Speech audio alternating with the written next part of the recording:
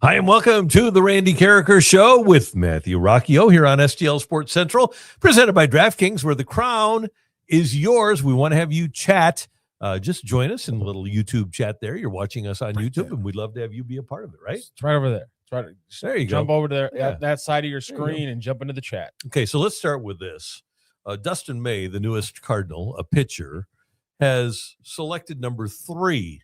His number, 85, that he had worn with the Dodgers and the Red Sox, was not available because the Cardinals retired number 85 for Gussie Busch back in 1984 for his birthday. You saw this coming. You saw this potential issue coming. I did did. you not? Yeah, and you actually had a quote from Dustin May that he was happy that he'd be able to be 85 pretty much wherever he went. Yeah, because nobody would retire 85, would they? So he was yes. asked about that today. Jeff Jones was on the presser with Dustin May, and he framed it as, were you aware of it? What's your plan now? And in the moment, Dustin was like, yeah, did not realize I picked the one team where it's actually retired, so I'm going to have to pivot. And we're all thinking, okay, fine, there's different ways to pivot. 58 was suggested by one of the listeners as well to the show yesterday. But Randy, he chose a pivot. It is a little bit math related, if you say. Instead of going to the 85, he went with 8 minus 5. Dustin May rolling with number 3. And I know you're a big fan of this decision. Oh, yeah, I was a big fan of Mike Leake when he was a Cardinal wearing number 8. He sucked. Okay? So there are some guys. Here's the thing. You know that he is going to get hurt because everybody that pitches in Major League Baseball that starts and is wearing a single digit is either very ineffective or gets injured.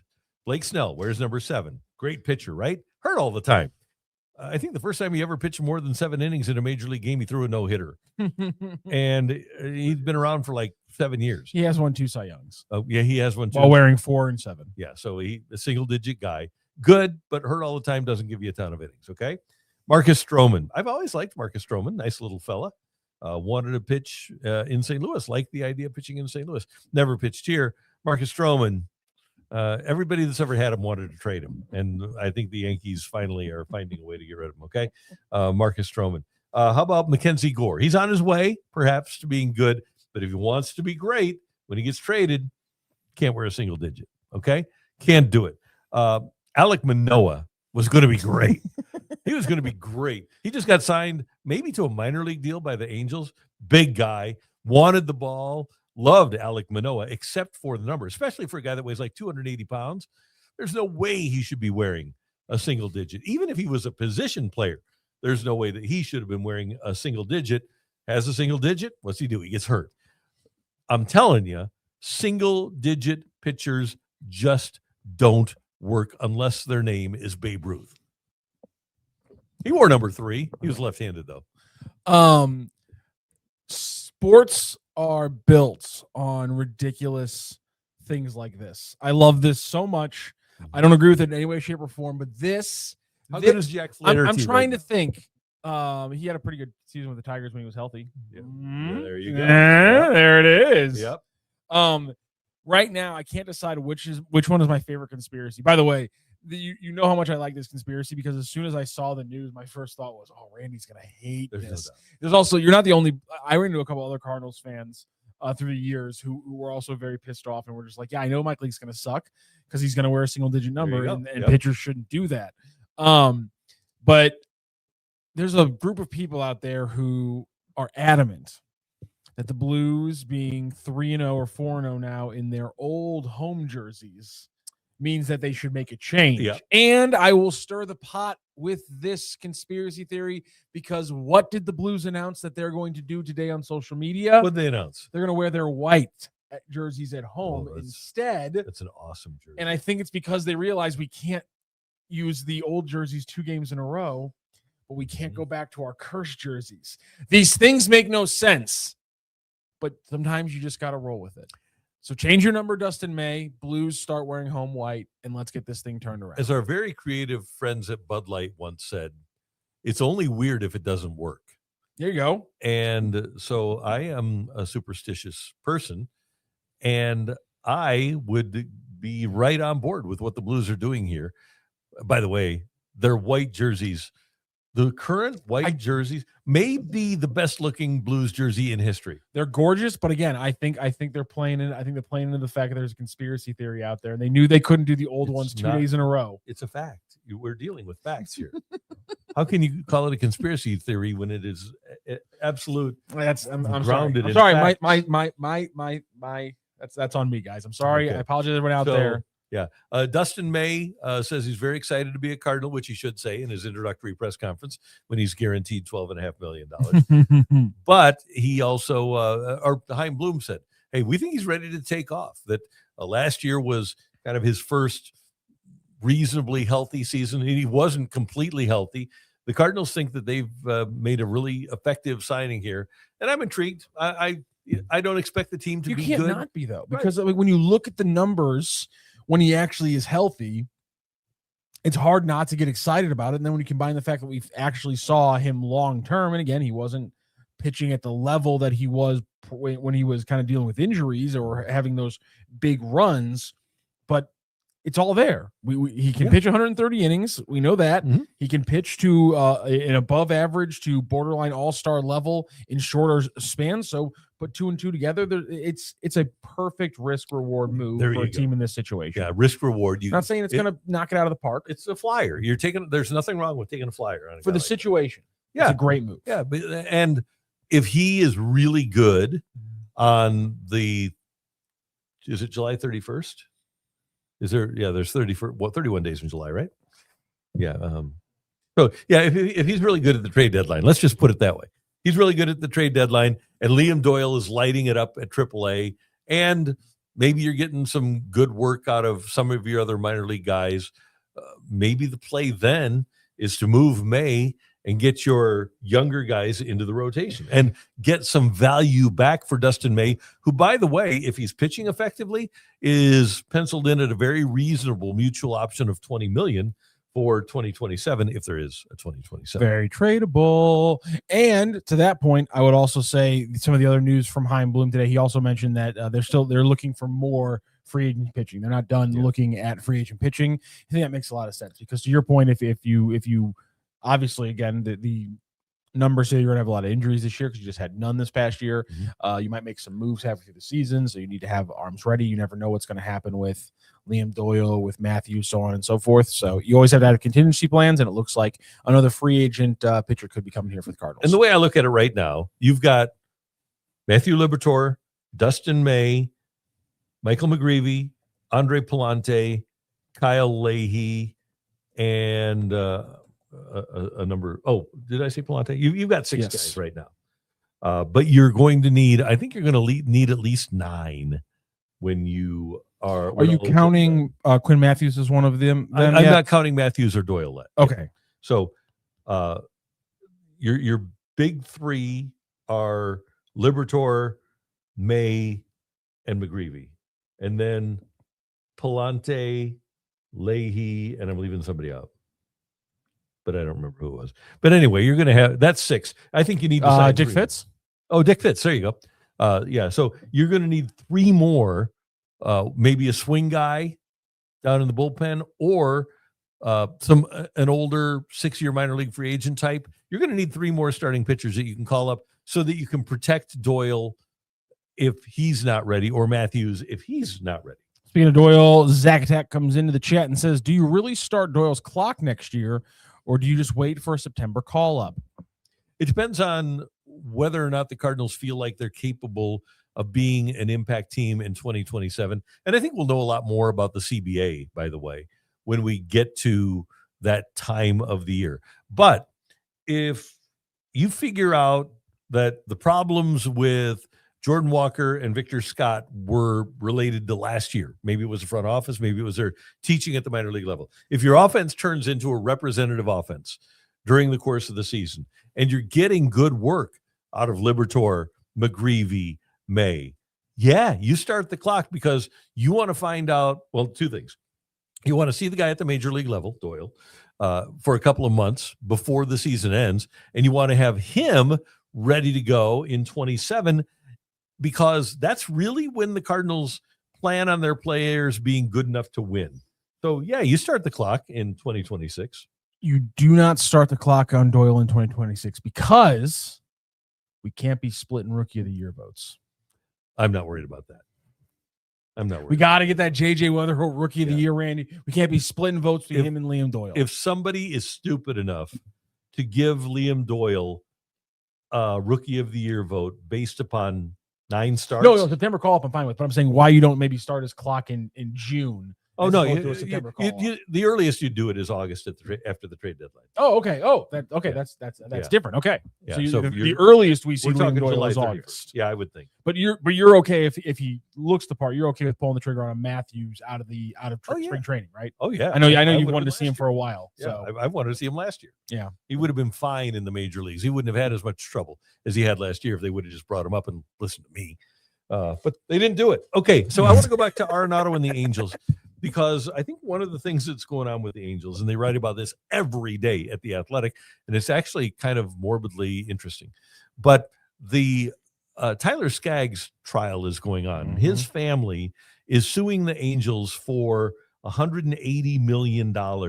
I wonder how much of a role that lawsuit will play in the way they build the Angels for 2027. For example, his family doesn't win the lawsuit, and the Angels have as much money as they would have had, except for legal bills, if without the lawsuit. Okay, so they might be more inclined, I would think, to spend the money on a guy like Arenado. But if they have to spend upwards of $100 million, whatever the award might be, to Tyler Skagg's family, they might be less inclined to spend a lot of money on a baseball player. Yeah, but if it's just I mean, I guess it also depends on how the actual buyout falls with Rendon, because that's the big dot that Ken Rosenthal connected today in The Athletic. He had a little blurb about the Cardinals. He mentioned just reaffirming what we all know, which is they're trying to trade 5 players right now, or a group from a pool of 5 players right now. Obviously, Newt, Contreras, Arenado, Brendan Donovan, and Jojo Romero. But the big thing was that the Angels, if they can clear the deck and get to a settlement agreement of some kind with Rendon, then they could go after Arenado to fill that third base spot. But obviously, to your point, legitimate question, and I'm wondering just how much money do they need to actually clear off the books from that Rendon deal, or how much do they need, how over what period of time do they need to lengthen the payout for them to be like, okay, we can spend, X amount of money on Arenado, or over 40% of Arenado's deal, 60% of Arenado's deal, what have you. They're certainly not going to take it all. No, but that there's a lot of X's and O's, dollars and cents questions right now to ask about the Angels. It's fair. Yeah, it'll be interesting to watch, and hopefully the Cardinals can find a taker for Nolan Arenado. It's interesting that they went so public, because we talk a lot about how, when they make public comments, you always got to think of like, why would you be willing to make that public comment? Mm-hmm. So I guess I got to go back to like, why do we think, not the actual logic of the decision, but why do we think Time was so comfortable with putting a hard stop on releasing or on DFAing Nolan Arenado at the winter meetings? I think that's just gamesmanship. I think that's you want everybody to think that you won't pay him off, so that they'll be more inclined to trade for him, rather than think, I can just sign him as a free agent after the Cardinals let him go. Because but it doesn't seem like it's working. It's not. There is virtually no interest in the guy. But here's the thing: even if the Cardinals would send, so he's due $31 million in cash. Rocky's paying $5 million. $5 million deferred that the Cardinals will have to wind up paying anyway. So due $31 million in cash over the next 2 years. Even if the Cardinals would pay $29 million and the team getting him would pay $2 million, that would be a win for the Cardinals, right? Because it's not money. Yeah. 2 things are going to happen. Nolan Arenado is going to be what he's been for the Cardinals for the last couple of years, which is not very good. Okay, certainly not worth $31 million. He didn't help them win.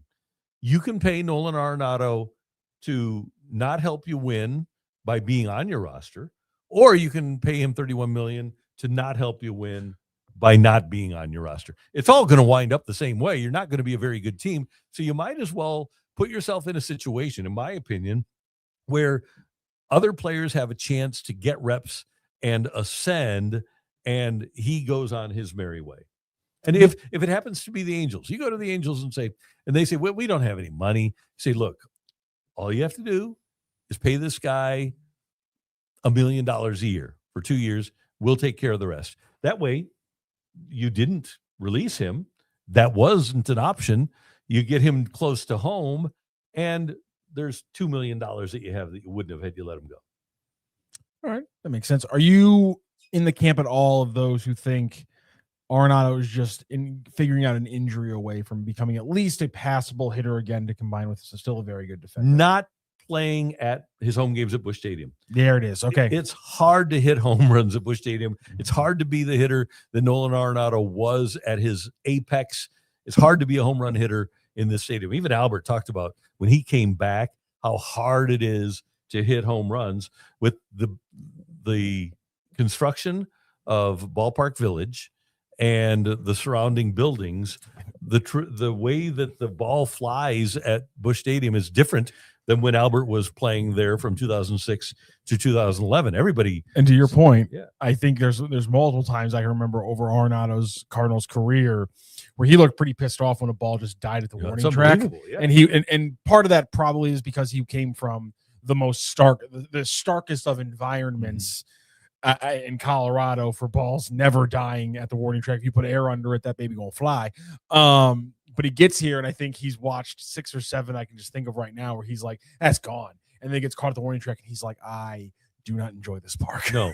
And that's why he probably should have taken the Houston deal last year, and that was a done deal. Yeah. And he turned it down. Everything's so different if he just takes that flipping deal. Yeah.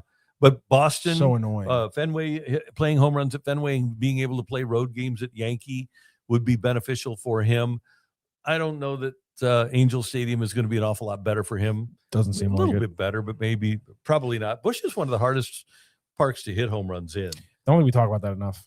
How much that's really shifted. Because there was a long time there where it was always right in the middle of the pack. It would always weight a little bit towards pitchers, but the phrase would always be like weighted a little bit towards pitchers. But now it's like, why do hitters want to come play at Busch Stadium? It's like it's almost starting to sound like Petco. Yeah, it really is. It is. Remember, I will never forget like the absolute when Adrian Gonzalez, like how people would just feel like sorry for Adrian Gonzalez on a yearly basis. Yeah. Because he was playing for the Padres and he just his power was just capped out there. And then obviously he doesn't become the player everyone thought he was going to be in Boston and things like that. But still, the conversations around the ballpark. In fact, the Del Marte clip we put out on the video page on STL Sports Central is doing really well. It's one of the most common things that we've had from the Randy Karraker show.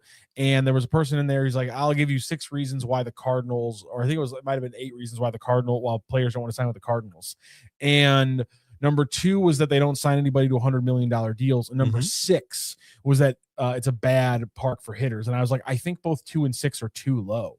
I would put maybe the fact that they don't sign people to 100-year extensions is number 1. And I would put the fact that it's a crappy place to be a hitter maybe in the top 3 or 4. Didn't Goldie get $130 million? Yeah, he did. And didn't they take on not a lot? I guess 240 of not all of the 240 of Arenado's deal, but because 50 million, but they took on I think 190 of Arenado's deal. But I mean, his point was about free agent was also I think maybe more talking about free agents and how they haven't offered a lot of big front up free agent deals for over 100 million, because the biggest one's still Contreras for what is it 87.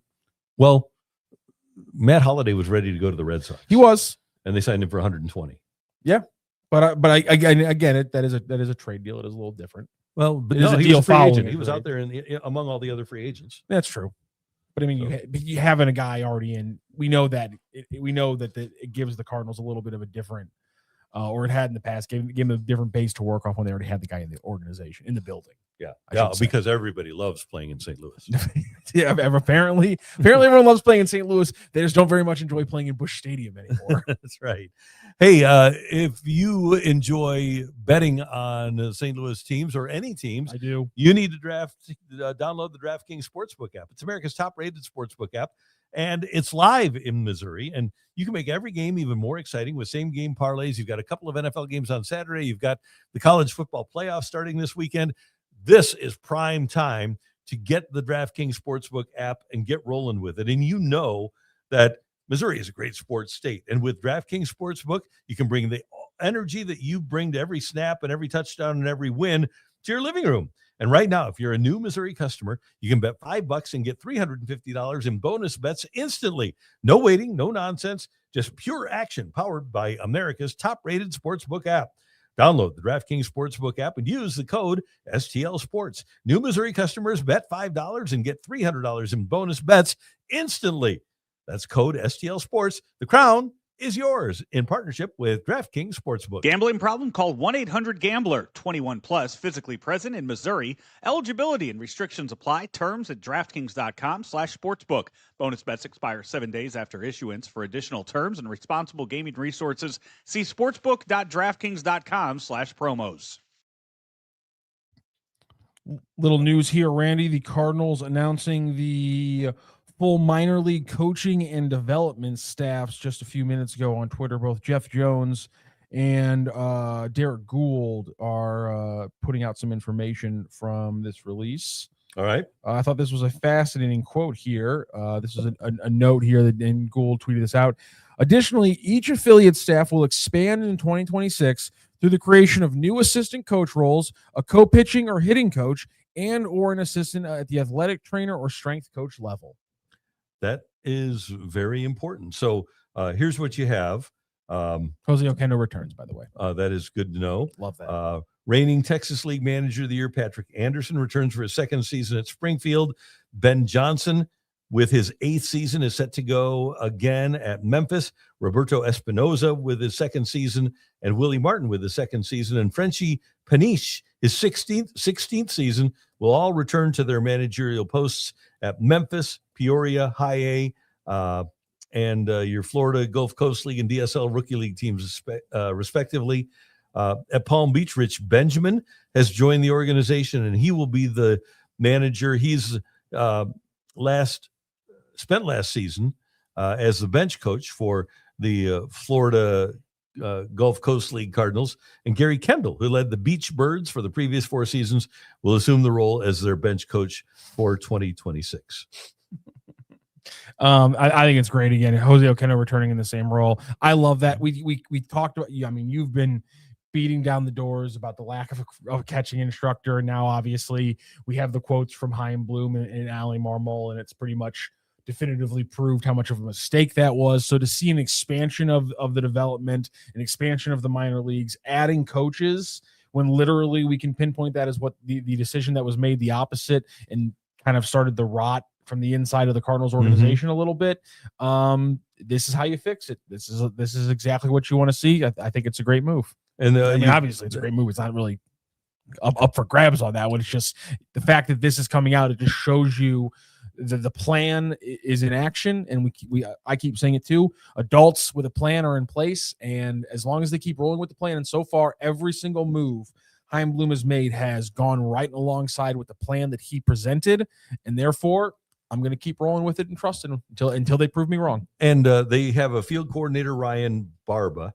Jose is their fundamentals coordinator. Their pitching coordinator is Austin Miney. Their pitching instructor and special advisor, name you know, Jason Isringhausen. Oh, love that. Then they have a pitching coordinator, which they didn't always have. His name is Rich Herrig. Although I don't also love that because it's harder to get Izzy on when he works for the Cardinals. It said it's hard to get Izzy to talk when he works for the Cardinals. Oh, we can do that. It's not their fault. But also, you have a pitching strategist. You have a hitting coordinator. You have a minor league rehab pitching coach, which is great with all the guys the Cardinals have that are injured in the minors. How smart is it to have a rehab pitching coach for people like Cooper Zerpe and Tekoa Roby and Max Radjic and all of those people that have been hurt? So that'll be good. Your roving coach is Bernard Gilkey, one of the best in the business. Ethan Goforth is back as their catching instructor. 2 years ago, the Cardinals did not have a catching instructor. So having a catching coordinator like Ethan Goforth is a positive. It's a pretty cool pinnacle part of the game. Seems like you have somebody to coach that. I would say so, yeah, especially when you have 6 catchers that are in your top 30 prospects. Pitch, catch, hit. We always have pitching and hitting coaches. I feel like there should be a third one in there. Pitch, catch, hit. Yeah. Why not have a coach for all 3? I think that's a good idea. Thank you very much. So they've got a pretty good setup here. A lot more people in the organization that are teaching than they had even 2 years ago when I was told, and I don't know if the numbers were accurate, but what I was told was that if a Cardinal player wanted to go to his personal coach, they really didn't try to stop him because they didn't have anybody to help. And there were like 6 people that could help a person hit throughout the organization. That included hitting instructors at the major league and minor league level and roving and all of that stuff. Well, when this person was trying to get a little help for some of their hitters, did a little research and found out that the Dodgers had roughly 60 coaches in their system. So if the Dodgers have a player that has a personal coach and you want that player to be under your own roof, what the Dodgers ask the players, what are you trying to accomplish here? What do you want to get done? What do you want to be?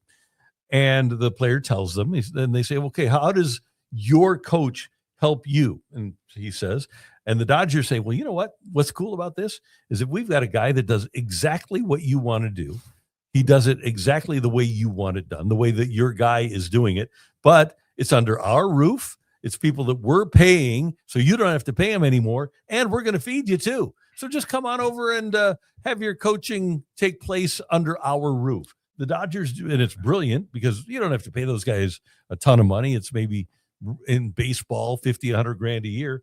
And you get your players taught by people who are teaching the way you want it taught. By the way, though, while we're talking about that, if you just want to kind of dive into the phenomenon of what you're talking about at the baseball level, I think it was yesterday, The Athletic put out a big story about the relationship between Kyle Schwarber and his personal pitching coach, and how it's a very deep personal thing where like he's watching every at bat that Kyle has in the moment. And he's throwing things at the TV, and Kyle's thinking about when he makes a mistake at the plate that his personal pitching coach is going to be up his ass about a certain mistake he made. I love like that. Literally, that's a story right now on The Athletic. It's the second time in 5 years we've seen a huge national story about one of the best hitters in Major League Baseball talking about how, yes, I have a specific pitcher or I have a specific coach that I go through that has no affiliation to the team I'm on, and obviously it ain't hurting me very much. No. So, and there are some guys that obviously do a really good job and completely have the ear of their hitter. We know Richard Schenk here in St. Louis, teacher man who has Aaron Judge and does a magnificent job with Judge. But I can understand why, especially if you have a player that you drafted high and you've got a big investment in, I can understand why a team would have a level of frustration with that player going to a personal coach. I'm blind. I really want to find the name of the coach right now, and I cannot find this freaking article on The Athletic right now. I literally read it like 2 days ago, and now I cannot find this article on the hitting coach. But that just kind of shows you just kind of how crazy. Maybe it was at ESPN. Maybe it was at ESPN. My apologies. I think it might have been. If I got the article right or wrong. I'm going to try to find it here as we get through some of these chats as well. I'm going to put a chat up for you ready to react to, so I can go dig in on this one. Who regrets Nolan Arenado not taking that Houston deal the most? Arenado himself, the Cardinals organization, or Cardinals fans? I would think that the organization does. Arenado is getting his money. My guess would be that the Cardinals thought that they were going to get Nolan Gorman more time at third base and a better chance to evaluate him last year. And this year they want to get a better look at J.J. Weatherholton. I think they're being held back in that regard. Did you find it? Yes, my apologies. So Chad Jennings wrote it in The Athletic. I think it might have just been under only maybe it was only in the New York Times, but I got it through my Athletic subscription. And it titled "The Blunt Obsessive Hitting Guru Who Pushed Kyle Schwarber to Greatness." And the guy's name is Aaron Capista. And this is just one of the graphs here. Capista will pace his apartment floor, arguing bad calls, cheering well-executed swings, and working through multiple drafts of post-game text messages when Schwarber lets a good pitch go or whiffs on a pitch he should have crushed. He knows I'm watching, Capista says. He knows I might have just thrown something like the remote at my TV. The basic nature of their relationship is not unique. Schwarber is an all-star slugger, and Capista is his personal hitting coach. A lot of elite hitters employ their own hitting gurus. What sets Schwarber and Capista apart is the depth and the intensity of their partnership and the extent of its impact on what might be a Cooperstown-worthy career. That is... we're playing in a different ball yard when it comes to this sport nowadays, ladies and gentlemen. Oh, there's no doubt about it.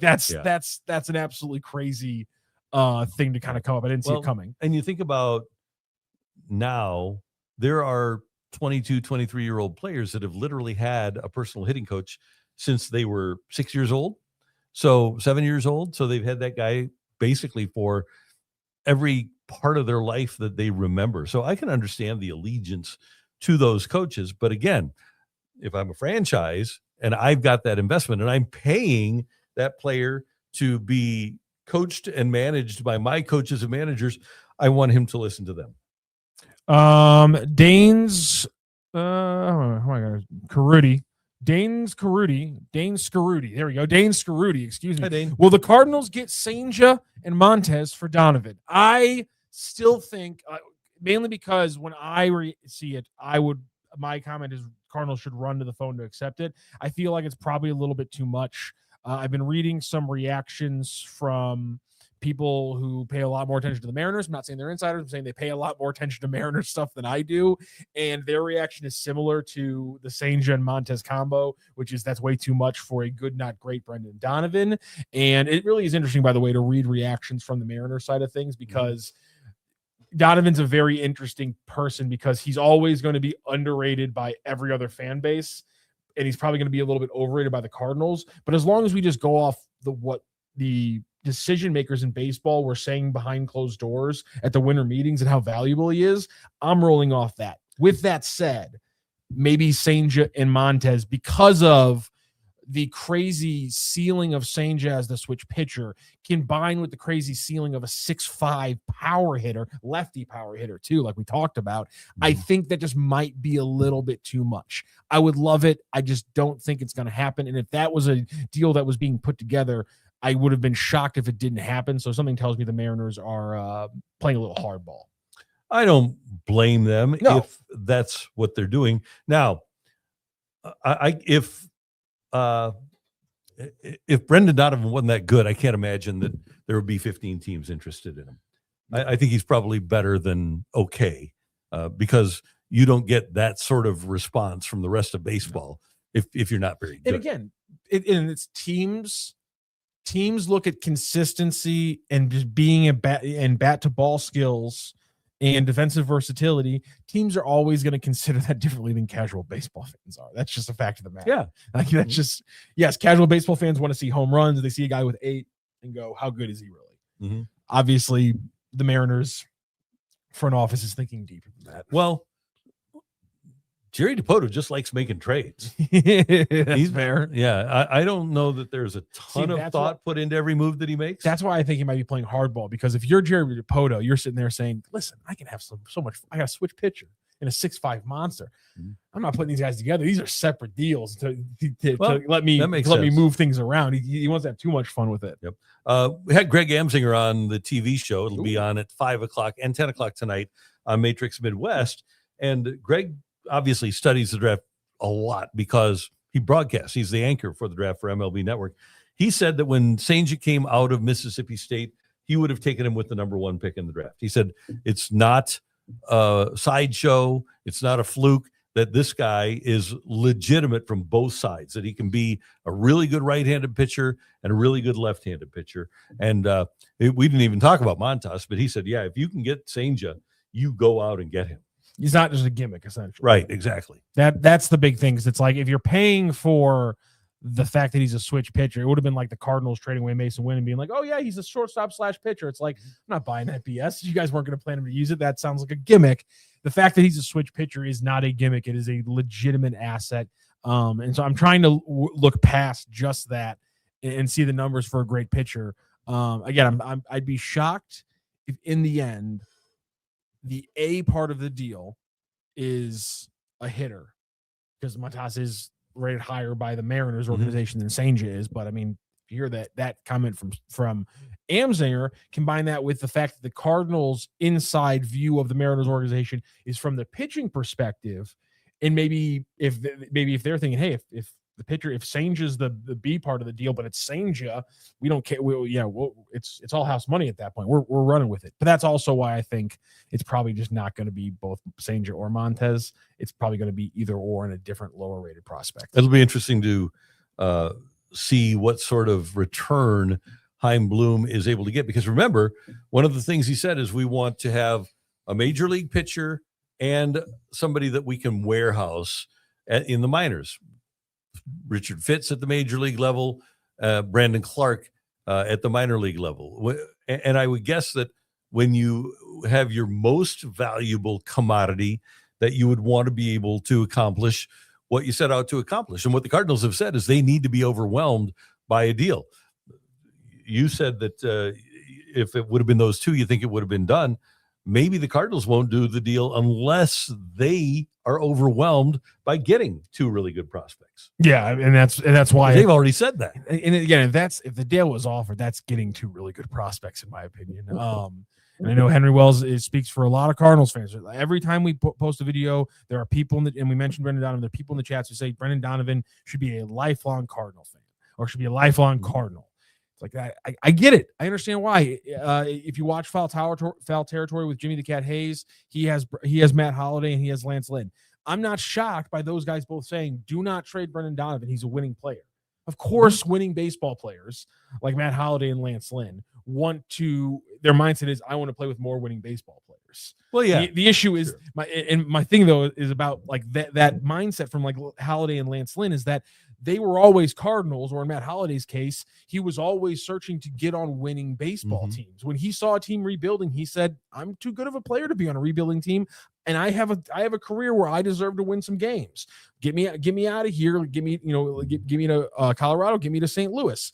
And so I'm not surprised. Colorado got him to Oakland. Sorry, Colorado got him to Oakland. I flipped around Oakland and Colorado in the order of games. My apologies. And then to St. Louis. So I'm not surprised that players think that way. I'm not surprised that fans want Brendan Donovan. That doesn't change the fact of the matter. Well, hey, Ozzie Smith didn't spend his whole career with one team. Lou Brock didn't spend his whole career with one team. Albert Pujols didn't spend his whole career. Lou Brock seems like he's the best. So, and Shohei Ohtani didn't spend his whole career with one team. Freddie Freeman didn't spend his whole career with one team. There are a select few. Bob Gibson obviously did. Mickey Mantle obviously did. Derek Jeter obviously did. You've got a Tony Gwynn. You've got a select few. Oh, by the way, Tony Gwynn never won a World Series. He's definitely a winning player, played in the World Series, but definitely was not a guy that won a World Series. So it's the nature of the beast. As good as Brendan Donovan may have been or may be, the overwhelming likelihood is that he is going to play for more than just the Cardinals. There's only two Cardinal Hall of Famers, one that is going to be a Hall of Famer and one that already is, that spent their whole career as members of the Cardinals, right? It's three. There's two now and there's going to be a third. Musial, Gibson, Molina. Only three guys that are going to be in Cooperstown that spent their entire career with the Cardinals. That's insane. Rogers Hornsby, way back in the day. Frankie Frisch, they got him from somebody else. Joe Medwick moved on. Johnny Mize moved on. Terry Moore moved on. And how many of those are? And Carlton. How many of those are post free agency? None of those are. Yeah, I mean, but I'm saying the full list of like full career Cardinals after post free agency. It's one. What are we thinking? Yadier Molina? That's it. Yeah. God bless America. That's it. Yeah. So he's the only holy Cardinal Hall of Famer that will have never worn a jersey with another team, at least to this point. Maybe that'll change with a Mason Wynn or a Jordan Walker or Matthew Liberatore or somebody like that, but hadn't happened yet.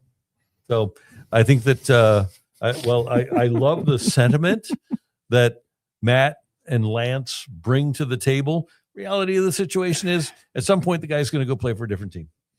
Let me see here. Henry mentioned that the Cardinals are the envy of Major League Baseball, and I said, "What about the?" He said, "The 11-time Cardinals are the envy of Major League Baseball." I said, "What about the 26-time winning New York Yankees?" 27-time winning New York Yankees. My apologies, I shorted them by one. I would think right now, if you went to every player and every manager and every general manager, maybe even every owner, and said, what franchise do you envy most right now? I would think that maybe 100% of them would say the Dodgers. I think a lot of them would say Dodgers. The Yankees don't have the best player of all time in Stan Musial. No, but they might have the best player of all time in Babe Ruth. I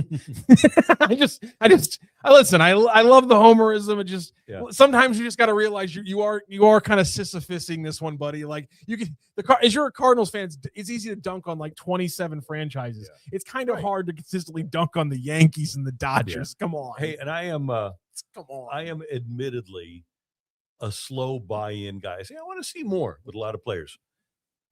The best player in the history of the game is Shohei Ohtani. Yes. There is no other player like Shohei Ohtani that has been as good as Shohei Ohtani. And this is another thing we talked about on the TV show with Greg. He said, and it's really interesting. He said, the guy had the best game in history. He went 6 shutout innings, struck out 10, and hit 3 home runs. And as I'm listening to this, I'm thinking, okay, if you are a team and your starting pitcher goes 6 shutout innings, your rotation and your starting pitcher and your relief pitchers strike out a total of 10, and your team hits 3 home runs, that's a great game for a whole 26-man roster. And he did that in a playoff game against Milwaukee. 6 shutout innings, 10 strikeouts, 3 home runs. It'd be a great game for a roster, and he did it himself. That's just one game, but, I mean, to hit 50 home runs in back-to-back seasons, to be the first 50-50 guy in baseball, to pitch the way he pitches, I don't think there's any doubt that the best player in baseball history is Shohei Ohtani. And we're watching him now in real time in our time. We get to watch him. It's absolutely incredible. Yeah.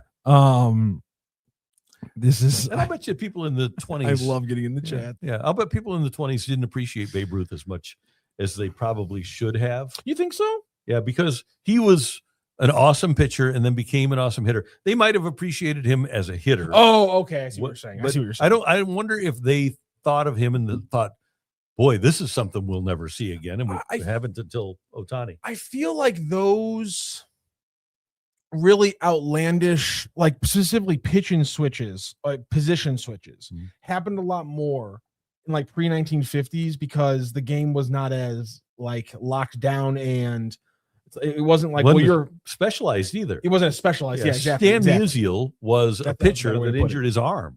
Stan wasn't supposed to be an outfielder and a hitter. He was supposed to be a pitcher, injured his arm, and that's why he became a hitter. And I think he pitched once in his major league career. But yeah, you're exactly right. There was, because people were just ball players back then, and they weren't as specialized, there were a lot more guys capable of doing a lot more things back in the day. I love. Yeah. Ankiel, but again, it was the Ankiel was such an anomaly though in the moment because by 2000 and Ankiel happens in what 2009? Well, 2001 when he. Well, I'm saying when he comes back as a hitter. Oh, yeah, 2007. 2007. Yeah. It's such an anomaly though because again we're 60, 70 years removed from baseball specializing, and it's like I can't like an Ankiel is such a crazy thing because it's like. For me in 2006, 2007, that's the first time in my life, after hearing stories about Babe Ruth, that's like the first time in my life I'd ever seen a guy pitch at the pro level and then later on be a hitter at the pro level. It's just something you never saw. And so that's why, when we heard about Shohei Ohtani coming up, it was one thing. When we heard about the young Mason Wynn coming up and there's like, this guy can pitch in and be a shortstop, it was insane. But now, and so the fact that we're actually watching a guy now into multiple seasons of being one of the greatest pitchers and greatest hitters on the planet at the exact same time. Yeah, you're right. It doesn't matter how much longer he does it. He's the greatest player to ever pick up a bat and ball. And the Cardinals, by the way, had no interest in Rick Ankiel ever doing anything but be a pitcher. Yeah. There was no plan to come back as a hitter after he, as he said it, retired from pitching. But I remember having his national coach on on the national junior team that he played on after he had made the announcement that he was going to go retire from pitching and become a hitter. And the national team coach said that he was not only the best pitcher on our team, and this is like 18, 19 years old, but he said when he wasn't pitching, kind of like Ohtani, he was our best hitter too. So he was specialized by the sport, but he didn't need to be because he just could have been unbelievable doing both. Shohei was the best player of all time. He bet on himself when he joined the Dodgers, and he won. Yes, he did. Unbelievable. Nicely done by you, Mama. Henry Wells says I'm down on the Cardinals. I'm not down on the Cardinals. It's just you're arguing some ridiculous. I love arguing in the chat with Henry at this point because now we're arguing about. He says the Yankees don't have a standalone museum like the Cardinals do. Wasn't the Cardinals Museum part of the ballpark village facility, and isn't the Yankees Museum just part of Yankee Stadium? Like, how are we drawing a line between those two things? Have you ever seen Monument Park? They used to put a museum in their outfield. It's still there. It's unbelievable what the Yankees do. Come on now. There's a lot of people to criticize. There's a lot of things to celebrate with the Cardinals. There's no need to put them all on the pedestal with the Yankees and demand that they're better. Come on now, guys. Let's be realistic here. I say that as a kid who was a Cardinals fan who dated a Yankees fan in college who hated the Cardinals. Oh man. Uphill battle, Randy Karraker. Uphill battle. Yeah, that's a tough one. Speaking of uphill battle, the Tigers in their bowl game, a little bit of a different quarterback is going to be running things because we got some news today in addition to some other news earlier in the week. The offense kind of being picked apart here in the transfer portal. Yeah, Beau Pribula entering the transfer portal. You have to kind of think that going when they started practice for the Gator Bowl that Zollers was taking number 1 reps, and Pribula noticed that and thought, you know what, I'm going to try to go somewhere else. He was making $1.5 million. And Eli, by the way, talked a couple of days ago about all the players that are at Mizzou have 2-year contracts. I'll be interested to see if Mizzou, and they all have a buyout, and the next team apparently buys out the contracts. I'll be interested to see what happens with this. I think that he did a really nice job for Mizzou, but I think Mizzou can be better with a different quarterback in 2026. I like Pribula's physical attributes. I'm not a big fan of his arm talent. And I just think that, especially once you get into the SEC, you need a big-time guy. And he didn't show up as a big-time guy once they started playing those SEC games. Yeah, and that's, I mean, they were never able to take the top off of defense again. And listen, this is 2025. We're going in 2026. I don't care how much of a run-heavy team you are. If you cannot turn being a run-heavy team into a play-action pass where you consistently can take the top off the defense, especially the only caveat being, well, I don't have the wide receivers. I got Austin Pettis and Greg Salas as my wide receivers. You want me to take the top off of defense right now? No.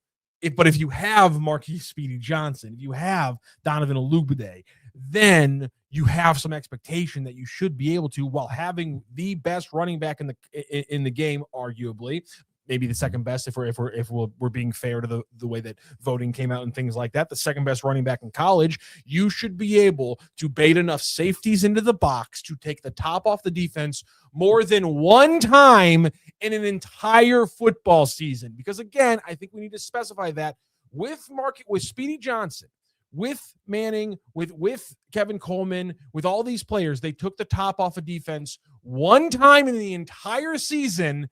And it was the first game of the season against a paltry opponent that was Central Arkansas. Thank you. I wanted to say Northwest something. I was going to be wrong.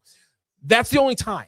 Bottom line, the passing game had to change. So Pribula's out. 2 of the receivers I already mentioned in this conversation are out in Manning and Speedy Johnson. And now you got to reset the passing game because it simply was never going to get you there. And I wonder how much of this, the idea of running players off still exists. It looks different now because of the transfer portal, but for years, teams, because they had scholarship limits, have run off players. Well, now it's not scholarship limits, it's cash.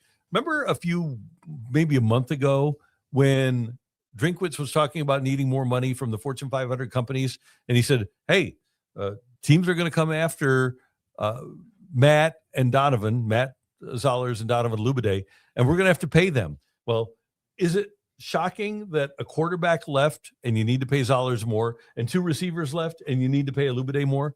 I don't think that's a coincidence. I think you probably bring in Alubade is going to be your number one next year, and you probably bring in some lesser paid receivers, maybe even a freshman or two. And I don't remember what their class was. I think they had one receiver in the freshman class, but that's what Alubade is. But I wonder how much of this is essentially running players off, saying, hey, you know what? Might be a good idea for you to find another place to play, because not tell them, but because they have to pay Zollers and Alubade to stay. Yeah, I don't think, though, this is just going to be I think we're going to see them spend money and get another quarterback out of the portal. I think that they'll get a backup, because obviously Drew Pine still has eligibility left. Sam Horn obviously isn't going to be here next year. He will be a professional baseball player by this time next year, so he's going to be out of the factor. So you need to give. You can't just roll in with a true sophomore and say, yeah, well, we're going to be a playoff contending team with a true sophomore quarterback. That ain't going to happen. Well, and so you got to open up and look at the top transfer quarterbacks this run. But Mizzou has internally a salary cap. There's X amount of dollars that Drinkwitz has to spend on personnel, and maybe $1.5 million quarterback and a couple of $300,000 receivers leaving opens up space so that you can pay the guys that you have, and then your next year's backup, because you think Zollers is better than Pribula, makes less than Pribula made. Or maybe it's something like this. So 1.5 from Beau. You cut 500 off. That's Zollers as a, hey, you're our long-term move. But then you take that $1 million, then you take another $1 million that he's going to get because I have a feeling some phone calls were made between him demanding more support from the Fortune 500s in Missouri, and then him signing his extension. At some point, a phone call was made in between those two dates. So we're going to tap that phone call for the extra $1 million. Now we got $2 million to go get our better quarterback than even what Beau Pribula was supposed to be last year. We're getting the guy out of Cincinnati or what have you. You're obviously not going to get Mason Maker out of North Texas. He will be following his former head coach. Yeah. Right alongside that, because I think so. Looks at Zollers as their guy. I think so, but I think you can't. I think you buy for the backup. future, and you can say, listen, your junior year, it's all about you, but you have to win the job against another guy out of the portal for your sophomore year, because we want to be a playoff team. And listen, if you're that quarterback, we'll give you a chance. I think all of those guys, though, Raiola, the Cincinnati guy, all the quarterbacks that have entered the transfer portal aren't going to want to they've done so because they want a starting job. Yeah, they're not going to play into a competition. It's just, I just feel like it'd be really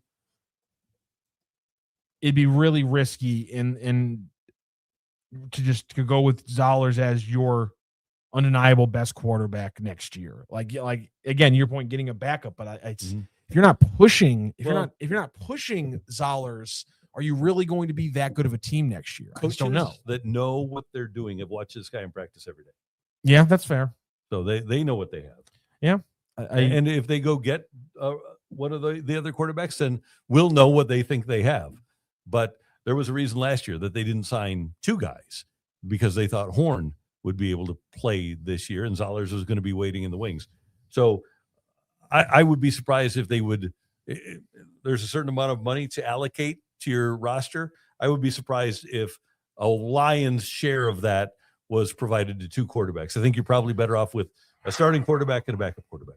It just seems like a lot of money in one pot for the Tigers. Well, that's why you have to sign a guy that is regarded as a backup. But he's regarded as a backup. It's because no one thinks he can win conference SEC or Big Ten games. Well, exactly. But that's you aren't planning on your quarterback being out either. You're planning on Ty Simpson being there all year. You're planning on if you're Georgia, Gunnar Stockton being there all year. I guess you don't plan on your starting quarterback getting hurt. So again, I guess the real question would be just how important is this, the week of practice and the actual game for Zollers and what he's going to show the coach. Yeah, huge. It's good. He's essentially playing for the job right now. And my guess would be that his performance in practice and in games is why he, my speculation was getting number one reps in practice, because he's a more talented quarterback than the other guy. All right. A lot of good stuff. We have Bernie dropping tomorrow morning right here on STL Sports Central. Bernie and me tomorrow. Yes, yes, we do. We got somebody here in the chat who says, Randy, I think it's sad that most people have never even heard of George Sisler and have no idea how great he was. He was the all-time single-season hits leader until Ichiro broke the record in 2004. We're getting a little George Sisler love in the chat. Got to hit that up. Buried in Frontenac.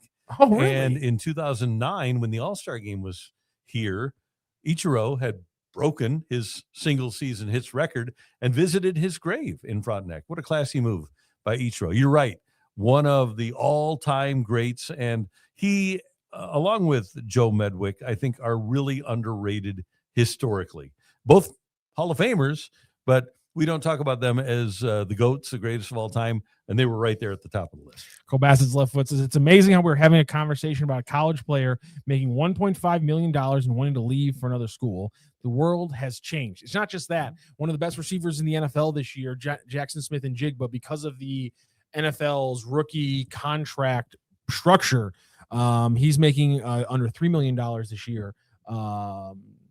Smith from Ohio State is making $4 million this year in NIL payments. Last year, so I think it was last year. How crazy that is! And he's one of the best in the NFL. Before. I think it was actually the year before last. There were it was 16 quarterbacks in college were making more than Brock Purdy, who led his team to a Super Bowl. Say that one more time for me. There were 16 college quarterbacks that were making more in annual salary than Brock Purdy of the 49ers, who led his team to the Super Bowl, who was playing as on the Mr. Irrelevant contract in the NFL. It's insane the way it's changed. I guess, is the NFL going to have to take a look at the rookie scale at the next CBA? No, this is better. This is better for them because they get, for example, a guy like Carson Beck, they get to scout him more. They know more about him. They don't mind him playing in college because they're disposable. Quarterbacks, you keep them for 4 or 5 years. Hopefully, like right now, Miami would love to be able to get rid of Tua. The Cardinals would love to be able to get rid of Kyler Murray, but they can't. But they also didn't get as much of an opportunity to scout those players. You get 5 or 6 years to scout a quarterback, I think it's a little bit better for you, actually. That's fair. And it does also, makes the college game a little bit better. It does. And then and obviously, as long as people are watching college football, they're always going to then watch the players kind of matriculate up to the NFL. It kind of keeps you a constant feedback loop of eyes. I just wonder if the NFL would want it, but our players, the problem is, though, here's the issue. Here's the issue with it is the players that are affected are always aging out of it. And so there's no advocacy to actually change it, because Jackson Smith-Njigba was going to be like, yeah, it sucked, but I'm about to sign for $24 million a year. So am I really going to fight the owners in the next CBA agreement? Is the union really going to pick up and run for it? If you're going to be a number one pick, you're going to wind up making a bunch of money.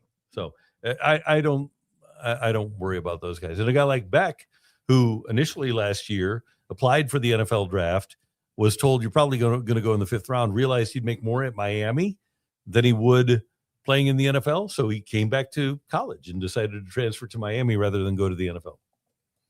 That's not a bad move on his part. All right. So tomorrow morning, you'll have Bernie. We'll have some stuff for you here on the weekend. As a matter of fact, Josh Schertz is going to be with us on the program, right? Yeah, we're going to talk to him tomorrow. We'll be posting that also a little bit later tomorrow because Billikens have a game against New Hampshire on Sunday. They just came out of smoking Bethune-Cookman by 59 points. My apologies for me not being able to do math on the post game last night. I kept calling it 49 points because for some reason when I look up at the scoreboard during Billikens games while I'm live doing the post game, my brain short circuits and I cannot. The amount of times there was a game they won by 19, and I think I said they won by 16 like 8 times during the post game. I don't know why my brain was just like, we're just gonna flip that little number right on its head and make you sound like an idiot for the next 5-10 minutes. And so the Billikens won by 59 last night. Face off against New Hampshire on Sunday. Josh Schertz interview drops tomorrow. All right, looking forward to that. As always, great work by you, sir. Thank you very much, sir. You as well. Thanks to Wilson for getting us on the air. Thanks to you for being a part of the Randy Karraker Show here on STL Sports Central, presented by DraftKings, where the crown is yours. And we'll see you next time here on STL Sports Central.